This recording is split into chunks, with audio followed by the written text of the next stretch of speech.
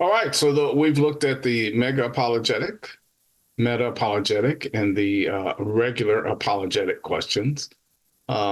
This last section in the book has to do with the strengths and the weaknesses of fideism. So fideism has some surprising strengths, our authors tell us, as we approach apologetics, which can be summarized. They give us three major strengths here with regard to fideism. So the first one is the personal factor. Right now, we've been talking about this over and over again, a personal relationship, right? So this personal factor, they suggest, is a strength for fideism. Fideism rightly and helpfully emphasizes the personal dimensions of apologetics. God is a personal being, and apologetics should be done in a manner that respects the fact that God is a personal being. Too often, our authors tell us, God is treated as an intellectual construct rather than a real person, right? A first cause, or a prime mover or whatever, right? Some type of intellectual construct. No, he's a personal being. He's a person. And moreover, the purpose of apologetics then is to persuade people, and their people are persons as well, right? And so the answers to unbelievers' objections that overlook the personal state that they have in the questions are likely to have little or no impact. And so the first kind of strength here is this emphasis on the personal factor. And our authors think that that's a helpful, aspect of fideism. Right. So, you can kind of think of it like having someone describe who you are just solely by what you do for work. And so, you might be the cog in the machine, or the person that puts the doohickey on the thingamajig, but you're more than that. And so to kind of reduce you to that, or to say, oh, this person, they put the flange on the thingamabob. And from there, we know that they're probably intellectually stunted because that's all they do for work. Meanwhile, at your away from your 9 to 5, you're composing symphonies and teaching underprivileged children based off your reading of the Greeks and the original Greek. And so we see that sometimes, and I think this is accurate, and we've talked about it before, is sometimes with the philosophically minded, they have a philosophical basis that they stand on, and then they build up to kind of what they know about God, and they kind of glob on different parts of the Bible to inform kind of the structure of who God is, but within that kind of framework, they're able to go everywhere, and so they're building up to God from their intellectual, philosophical basis. And so here the Fideists kind of cut that out completely, and so different methods would take on that critique in different ways. But here again, the personal factor is true. You're having a relationship with a being, with a mind, but it's more than a mind. He's more than a being. He's someone who formed all creation and formed us in His image, and sent Jesus Christ to be incarnate and take on the characteristics of man and become both man and God. And so there's a lot of personality in there that's more than just, A plus B equals B plus C type deal. Okay. All right. Well, they also have a humble view of human reason. Fideism takes very seriously the limitations of human reason and knowledge. We can't get outside the universe and look at it to double check our figures here. We're in here looking out and up and trying to see if our ever-expanding universe will let us pierce it and go beyond the veil. Well, Fideists rightly criticize an excessive reliance on the power of human reasoning and the acquisition of factual knowledge. Our problem is not that we lack intelligence or information, but we lack the courage and honesty to accept the truth. And sometimes those intellectual pursuits put barriers in the way of us knowing things, but also there's political factors, there's monetary factors. There's, we can put all sorts of sin, politics, money, hubris in there as well. So the Fideists tend to just say, you know what, that's too much of a barrier in our way. Let's knock it down and kind of not even consider it as part of our answer. All right, there you go. All right, so strengths here, the personal factor, humility, right, a humble view of human reason. And then finally, and this again, we've been emphasizing here, centered on Christ, right? Fideism is centered on Christ. It centers the Christian religion and apologetics, our authors tell us, where it should be on the person of Jesus Christ. Moreover, Fideists are right in insisting that what unbelievers need most is simply exposure to the power of the person of Jesus Christ. As people read the New Testament, they do encounter Christ as the personal, gracious, and formidable God that he is. And so apologetics certainly needs to retain, our authors tell us, this Christ-centered approach. And so that's a strength that they suggest we find in Fideism. Yeah, sometimes apologetics can kind of look too much like deism or just theism of some variety. And when it comes to like classical apologetics, right, that's the first step, is to prove a deity. And then from there, you tack on Jesus to show that deity that you built up all along, well, guess what? That's the God of the Bible. So here, again, they don't want to separate those two, because that separation is a huge divide. In fact, we were kind of talking offline about the intelligence design movement and how many people who reject Darwinism will come to kind of what we consider our side of the camp, but then not embrace Christianity or the Judeo or Muslim religions of monotheism, but kind of just hang there with a general form of a concept of God or deity or great designer, or move beyond that. The machines of the Matrix. There's limitless possibilities, and you just kind of, it's almost like a totem. You just kind of set it there, and you have your Mars Hill to the unknown God placeholder there. So just in case we missed anything, they're there. So, all right. Well, those are the three strengths that the Fideists offer. Are there any weaknesses for Fideism? Well, it does seem like maybe there are a couple, maybe three weaknesses here.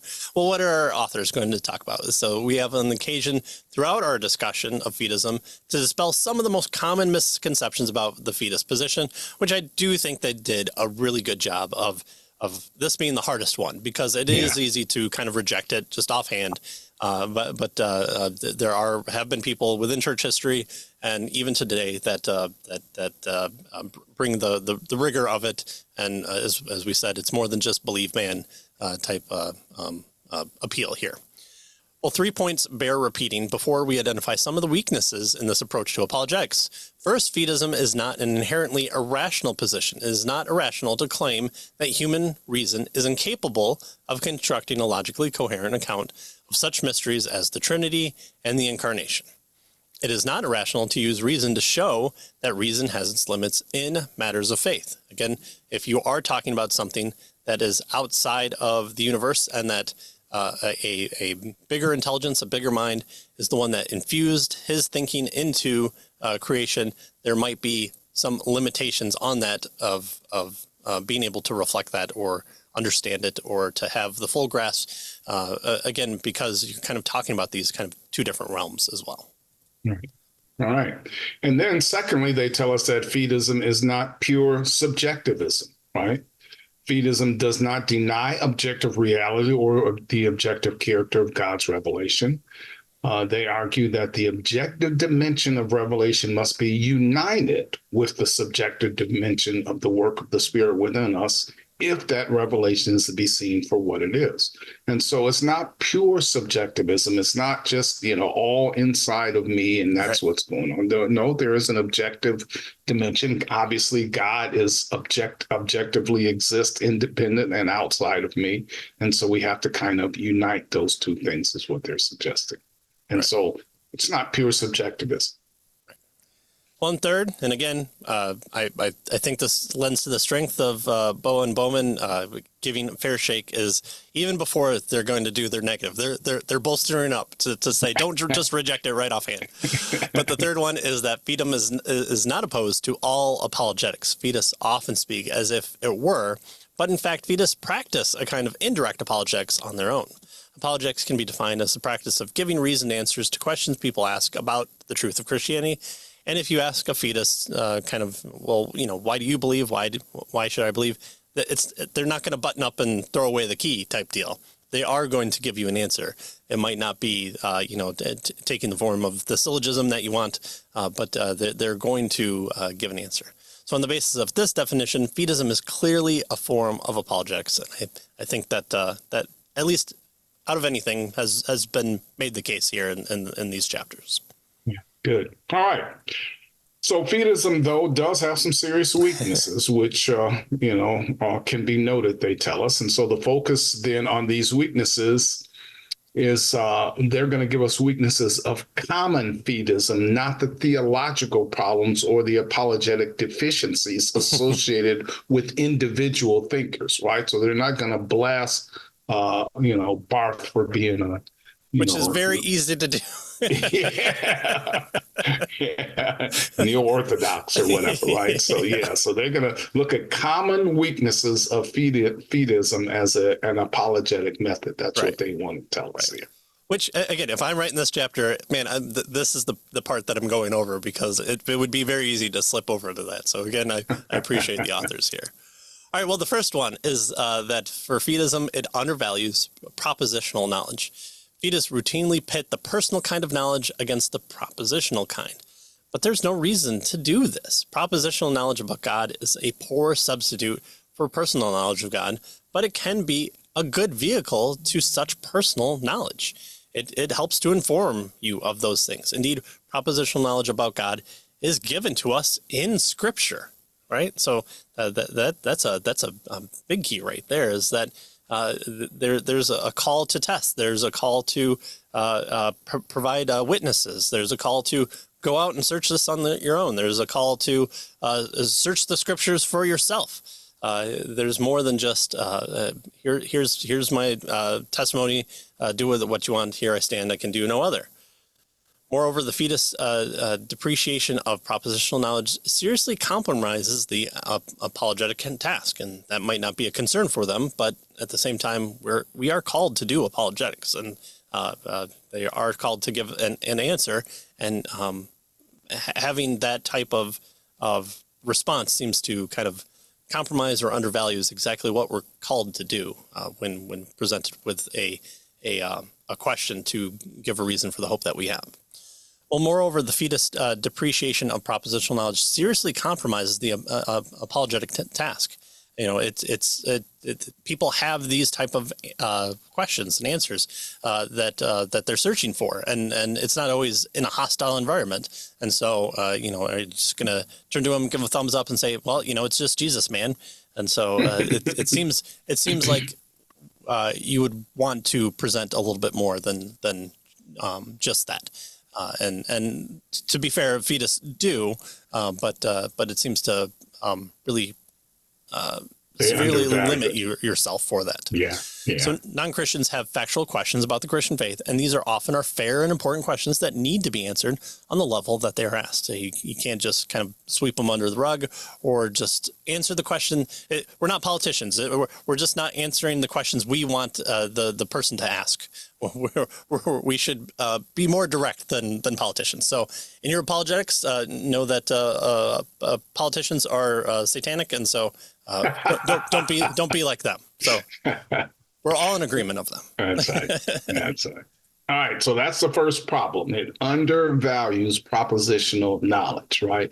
And of course, propositional knowledge is important. The facts, about what happened and what's going on, and they give reasons to believe that the claims are true, right? And so they undervalue that. Secondly, our authors tell us that Fideists overstate criticism of reason and knowledge. So Fideists are right to point out, the severe limitations of human reasoning power and human knowledge. Unfortunately, they typically overstate these criticisms. As a result, Fideism underestimates the role that reason and knowledge commonly plays in people coming to faith. Scripture, as you mentioned just a bit here, uses various kinds of arguments and appeals to factual knowledge to challenge unbelief and to encourage faith. And so it's true that we cannot, expect to resolve all intellectual problems raised against Christianity, but we can resolve many of them, our authors tell us, adequately.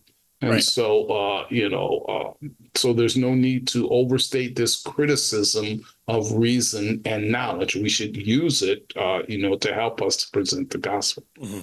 Right. And, let's take our biggest one that we always like to kind of smile at because we've talked about it so much. That's the problem of evil. So, yeah, absolutely. Evil is there and we should just trust God. Within it, if God exists, then evil has some sort of purpose in some sort of way. It's not wrong for us to say, well, what could be that purpose, or what is that purpose, or does Scripture give us any indication, or does the character of God give us any indication on why evil exists? And our type of theology that we hold to is informed by this as well. And so we can look at things like Scott Christensen's What About Evil and say there are some really, really good answers out there for, does God know that that evil would come into the world? Did he have a plan for it? Is he the author of it? And so these types of argumentations or answers or propositional knowledge claims, they help bolster people's faith. They increase in that relationship. Just as the knowing more about your wife that we've have hearkened back to, we can know propositional things about her, or if you're one of the two female people that listen to our show, your husband, if you're married, that informs more about them. So, if they have long hair, should you buy them, a particular brush? Knowing that fact about them helps to inform your relationship with that person. And so you can please that person. But if that person's going through, cancer treatment, buying a brush would be the worst thing that you can probably do in that situation. So there's the overplay of it is, yes, absolutely. The personal relationship should be there. But it seems like the pendulum is swinging too much the other way, where we're not trying to create a God of the propositions, but we're trying to find the middle, that God has created a world where propositions are possible. They come from his being, from his mind, from his character, and through them and in them, we can know who God is. So there seems to be too much swing on the other way, that maybe horseshoes it back up if you're too much propositional and you're too much Fideism here. Well, okay, and then the third one. We could probably come up with other ones, but at least everyone got three positives, negatives. So we're we want to be limiting fair. Ourselves. Yes, That's right. Everyone gets three, and three is the magic number for Western thought. That's right. So the third one is that Fideism unnecessarily is critical, has a critical view of the Bible. This seems kind of odd for Fideism, right? But Fideism tends unnecessarily to undermine confidence in the Bible, which is not ironic, but it seems that it would be the least one to do so. But Fideists are generally too quick to accept theories of liberal Bible criticism or other fields of knowledge that seem to call into question the accuracy of the Bible. And I think we mentioned this in our conversation with Barth and the whole Princetonian establishment when it was Christian on the majority side. This was the B.B. Warfield. This was the fundamentalism, the evil of fundamentalism came and had to respond to these types of acceptance claims and did a really good job. So much so that it staved off liberalism, which in the past 80 years. Good luck trying to do that. That seems to have been a failed proposition. But here, it is not necessary to depreciate the Bible in order to exalt Christ. It seems to be too much swing on the other way, where you're saying, well, let's just believe about the parts that give us salvation. And so you just know these five Bible parts that just talk about Christ or give us information about Christ or whatever. Right, exactly. Yeah. So again, this is an unnecessary need in order to kind of emphasize kind of how uncool you are. Yeah, I'm trying to be cool by showing how uncool I am, and that makes me cool, right? And as Simpsons taught us, no, it does not. Yeah. All right. So it undervalues propositional knowledge. It overstates criticism of reason and knowledge. It unnecessarily gives a critical view of the Bible. So those are some serious problems, I think, with this particular view, right? Yeah. And then finally, they tell us, and this is the conclusion of this particular chapter, that Fideism is in some ways a powerful and insightful approach that comes to age-old apologetic issues in a fresh and often surprising way. However, it also has some serious weaknesses that undermine the apologetic task considerably. Right. Well, okay, that's Fideism. And so you might be asking yourself, well, all right, out of those four, there seems to be kind of some positives. There seems to be some negatives. There's some that probably I would emphasize more the negatives than the positives, but there are other ones that are more positive than they offer negative.